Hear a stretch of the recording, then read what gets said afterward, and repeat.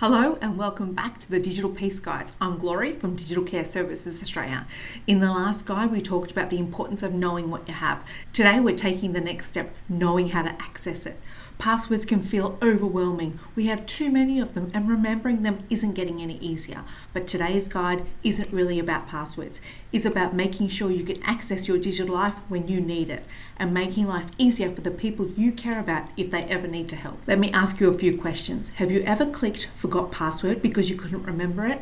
Have you ever reused the same password because it was easier?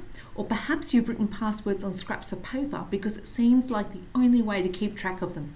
If you answered yes to any of those questions, you're certainly not alone. Passwords are one of the biggest frustrations I hear about from people I work with every week. Most people think the biggest password problem is choosing a strong password.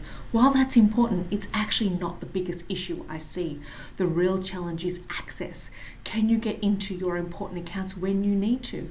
If you couldn't access your email tomorrow, what else would that affect? Your banking, your shopping accounts, your streaming services, government services.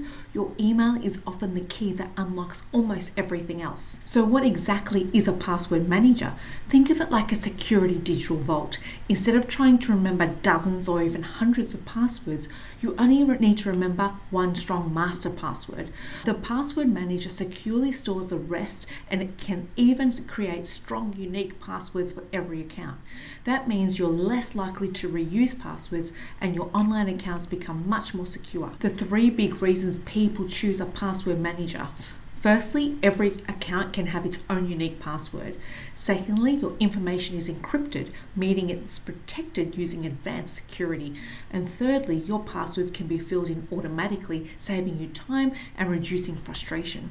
Rather than trying to remember everything yourself, you let the technology do the hard work. Now, here's something that often gets overlooked.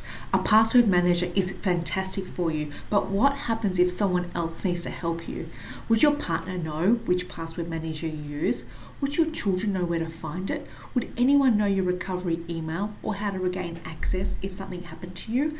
A password manager keeps your information secure, but your family still needs a simple plan. So here are 3 simple actions you can take today. First, check that your email password is strong because it's one of your most important accounts. Second, start replacing reused passwords with unique ones, one account at a time. And finally, if you're not already using one, spend a little time exploring a password manager to see whether it's right for you. If you're using a password book, that's absolutely fine, as long as someone important knows where that password book is. You don't have to change everything overnight. Small, steady improvements are what matter. This is where the Digital Peace of Mind journal complements a password manager or a password book beautifully. The journal isn't designed to store your passwords. Instead, it helps you organize the important information around them. For example, you can record which password manager or password book you use, your recovery methods, your trusted contacts, and your most important accounts.